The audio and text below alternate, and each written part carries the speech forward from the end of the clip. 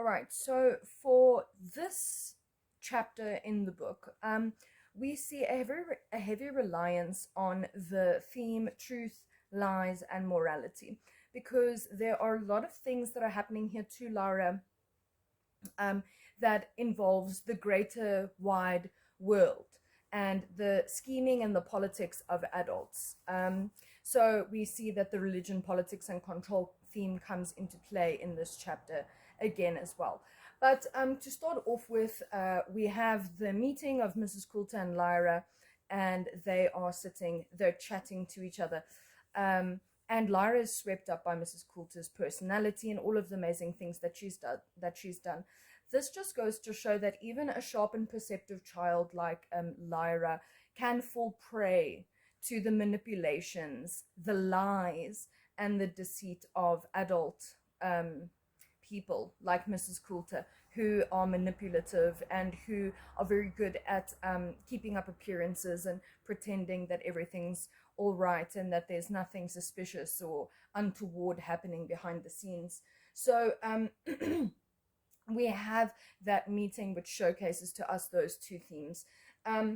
Later on, when Lyra speaks to the master, where he asks her whether she would like to go with Mrs. Coulter to go receive a more formal education than the education she's been receiving up until this point, she actually makes a point of noticing that the master has gotten quite old. He's looking old, and the fact that she picks up on this is a really nice moment that shows Lyra's maturity. This is her maturing. She's growing up a little bit. And and the way in which she as a character shows us her maturity and her childishness. In the beginning of the chapter, she was drinking wine with Roger. That goes to show they're growing up, they're maturing a little bit. But then later on again, she wanted to steal the Egyptian's boat again, so there you see the childishness of her and the fun way in which she still lives her life. But here again, she notices that the master is getting older. So that shows maturity again. It just goes to show that the whole growing up process is not linear. It doesn't go in a straight line. You're not a child one day and then a mature person, a mature adult the next day. All right. And then the master speaks to Lyra. She didn't notice at the time that it would be an odd thing to say, where he said he can't stop it anymore. He can't stop her, or he can't protect her anymore from her leaving, from her going with Mrs. Coulter. But we as the readers pick up on the fact that he doesn't really want Lyra to go with Mrs. Coulter. Lyra doesn't pick up on this because she's so confused and excited. And he kind of confuses her by giving her the Alethiometer, especially by telling her to keep it from Mrs. Coulter, because it implies that she's untrustworthy, and that's confusing to Lyra because she is still a child, and because the master is sort of expecting her to lie on his behalf or to keep a secret. This is an interesting point. Do you think that this is lying? Is the master forcing Lyra to lie? Okay, so this ties in with our theme of truth, lies, and morality. Then later on, before she goes on her trip with Mrs. Coulter, Lyra feels quite guilty because she had forgotten about Roger, and she doesn't know quite where her loyalties lie right now. She's very excited about going on a trip with Mrs. Coulter, and it reminds the reader that Lyra is still a child. Here in this aspect, she's caught up in the politics of a wider world right now.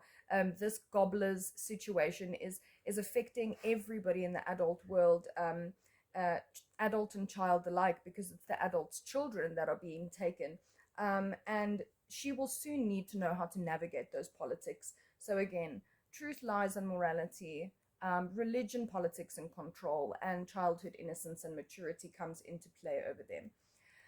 A very interesting aspect of this chapter is in the end, towards the end, where we see our quotes that you'll get from your key quotes analysis, where Mrs. Coulter makes Pan look away while she's bathing Lyra, and Pan to Pan was strange because he had never had to look away from Lyra before, and this sort of this is a major indicator that Lyra is quickly approaching puberty, which we all know at this sort of age that we're at right now. We know that that is a sign of maturity and of growing up.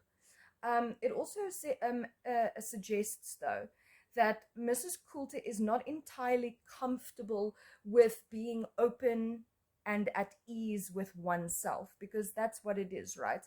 It's it's sort of, your demon is sort of a representation of your soul, of yourself. It's a physical representation of your soul and of yourself. So it shows that Mrs. Coulter wants to sort of create that shame, for lack of a better word. Later on in the story, the story of Adam and Eve will be mentioned, which we know from the biblical story.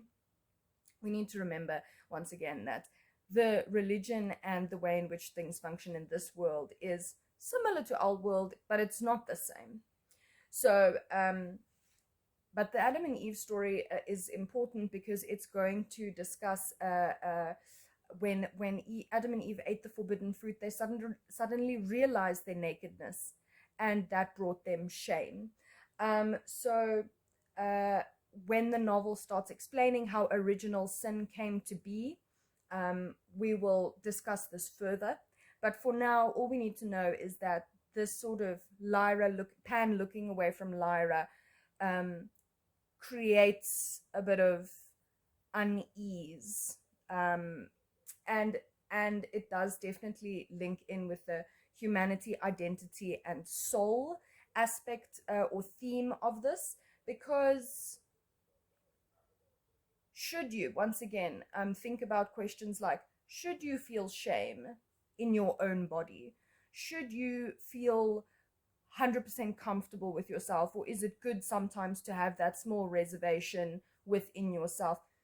It's things that you need to think about, and it's things and questions that pop up a lot when you grow older and when you mature. So our theme of childhood, innocence, and maturity is relevant here again. Lastly, Lyra sits with the alethiometer at the end of the chapter, and she cannot work it. She doesn't understand what the dials are for, what the pictures are for. She's kind of messing around on it. And this kind of just shows that Lyra has lived a very simple, easy life up until this point. She isn't used to the nuance and the complexity and the intricacies of life yet. Once she starts learning more about that, that's when she will learn how to read the alethiometer. So that speaks to Lyra's innocence at this point, which links in with our theme of innocence, childhood, and maturity. And it suggests that she needs a bit more experience before she will be able to figure out what the final truth is. And there we have our theme of truth, lies, and morality again.